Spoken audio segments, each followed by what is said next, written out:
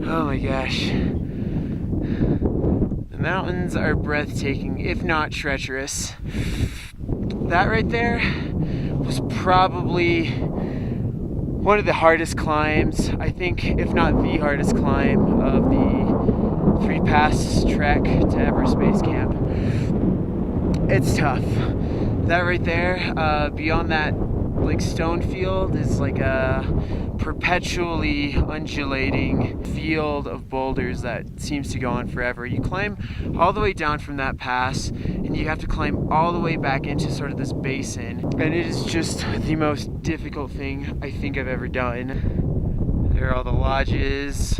It's pretty desolate at this point. You kind of just take what you can.